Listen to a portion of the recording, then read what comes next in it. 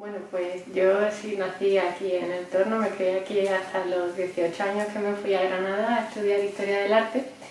Y bueno, la verdad que llegué un poco por casualidad a reflexionar el lugar del que yo venía, ¿no? Porque estudiando historia he estudiado otras cosas, ¿no? He estudiado espacios que siempre están en el centro de los estudios de historia, ¿no? La ciudad, ¿no? Por contraste con lo rural.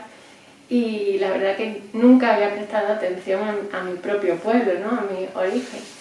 Y bueno, tuve una asignatura que se centraba en el estudio del género y el espacio y me pareció muy interesante aplicar ese estudio del género, de cómo el género construye el espacio, cómo las relaciones de género están presentes en todos los lugares, y pensé en lo original que son los pueblos de colonización en ese sentido, porque son pueblos muy jóvenes, algo excepcional en España, ¿no? Bueno, y también en otros países ha habido experiencias muy similares, pero son espacios que se crean en lugares donde en un principio no hay nada, con un plan muy organizado, donde todos los aspectos de la vida de sus habitantes van a quedar regulados, y entonces eso me pareció súper interesante y por eso ya decidí volver la vista a donde yo venía y investigar este tema.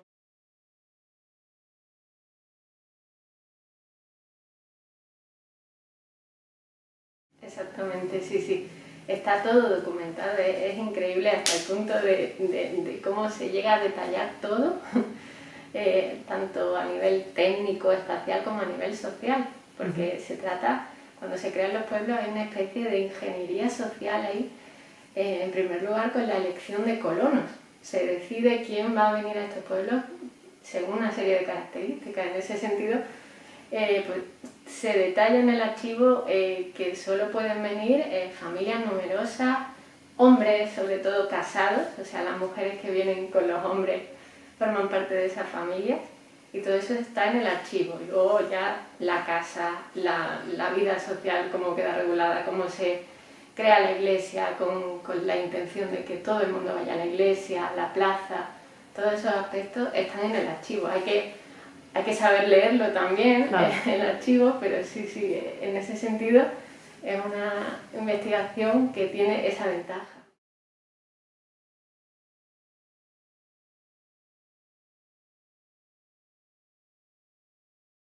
No, fue algo que ya llevaba desde luego.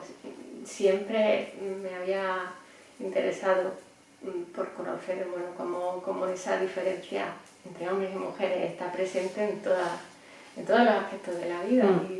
Y siempre me ha interesado viendo las cosas desde esa perspectiva feminista y haciendo reflexiones sobre cómo aspectos que damos por hecho son tremendamente machistas.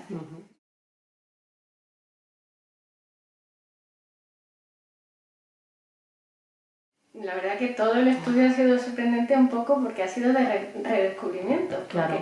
Al ser yo de aquí y haber vivido toda la vida dando por hecho que el pueblo era así y por qué era así, y no me había preguntado antes por qué, ¿no? Como en lo normal, en lo que hay, al mirar atrás y ver que todo tenía un origen muy cercano en el tiempo, es muy sorprendente. Cuando ves los planos y ves tu calle, ¿no? Cómo se está construyendo hace 50 años, no hace más, es muy sorprendente. Y luego, pues, coincidencia en el archivo. Una cosa muy bonita que me ha pasado hace poco, que estuve en el archivo de Cádiz, fue encontrarme con el nombre de mi bisabuelo. De cuando venía él, porque mi bisabuelo, ellos venían de Jaén, y yo estaba en el archivo ahí a ver si me lo encontraba, y pasó, y fue muy bonito.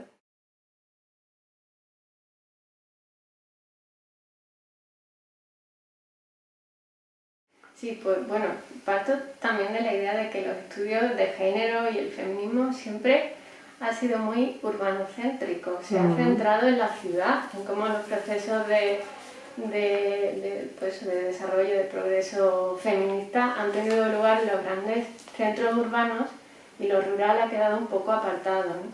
Y en ese sentido creo que hay mucho que investigar todavía, porque si bien el movimiento feminista o como lo quieras llamar, la lucha de las mujeres no ha estado presente con ese nombre, por ejemplo, en los pueblos de colonización, pero sí que claramente hay casos de mujeres extraordinarias que han luchado toda la vida y han tenido claros valores que aunque estuvieran dentro del contexto de los valores con los que se crean estos pueblos, pero han sabido también transgredir en muchos casos. Creo que es interesante tener eso presente.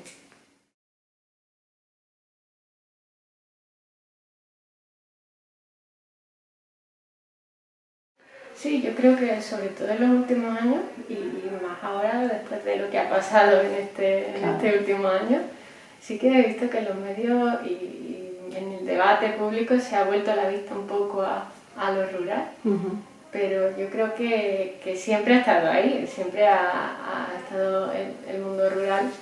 Lo que pasa es que pues, ese proceso, como digo, de urbanocentrismo y luego de que aquí no hay trabajo. Entonces, es un problema que yo creo que es difícil de resolver y bueno, hay que apostar por lo rural, ¿no? Pero es verdad que son pueblos, en el caso del Torno incluso, no tanto, pero he estado también visitando otros pueblos de colonización y es verdad que están vacíos, están quedándose solamente pues, la gente mayor y creo que tienen mucho potencial este tipo de pueblos, bueno, como otros pueblos que no son de colonización, pero este tipo de pueblos pues podrían desarrollarse muchísimo más si se apostara un poco más por ellos.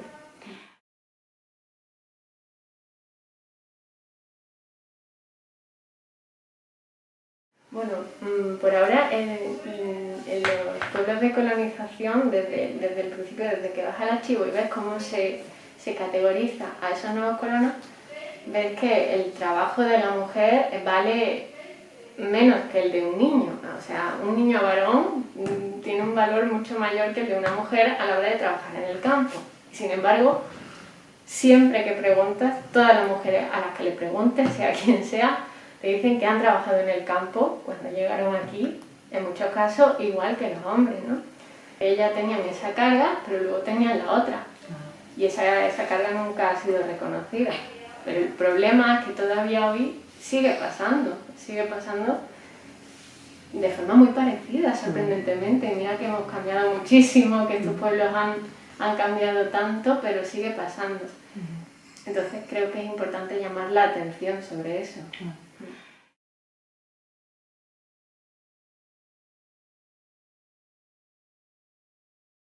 Pues vamos, casi todas las entrevistas aportan muchas cosas, detalles muy curiosos, pero recuerdo, por ejemplo, con Rosa Melgar, que me contaba muchas cosas y me contaba pues que ella no pudo ir a la escuela, que sus hermanos varones sí que siguieron con la escuela, siguieron con los estudios y ella no pudo ir, ¿no? Y que a ella le habría gustado muchísimo, también el caso de otras mujeres, ¿no? Y cómo pues en su casa intentaban aprender a leer incluso. Todos esos casos son muy enriquecedores. Cuando me lo cuentan yo me emociono, la verdad, porque es increíble pues, esa precariedad cultural que hubo.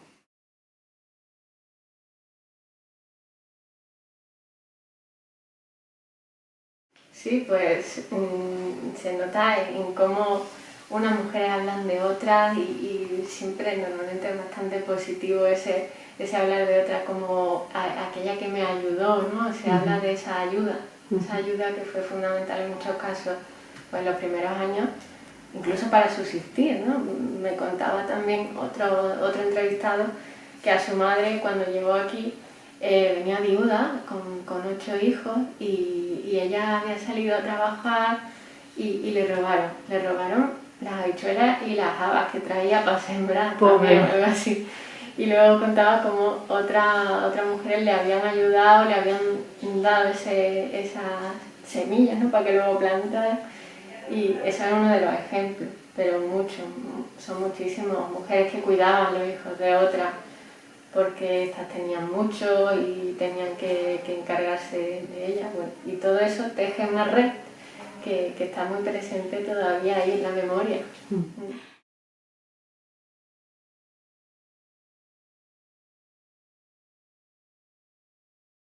Bueno, la idea es, lo que yo busco es que el concepto de histórico, de que estos pueblos son como todo, ¿no?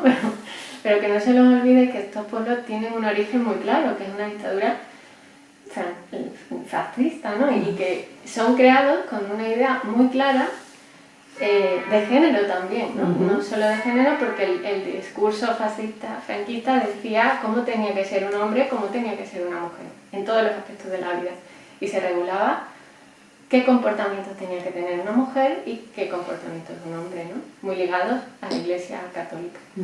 Y cómo esos comportamientos de relación y de género han pervivido, han sido transgredidos en otros casos, pero es algo que está ahí y que creo que es importante saberlo, saber que tiene un origen histórico y que hay que tenerlo en cuenta porque somos herederos de esa historia, ¿no?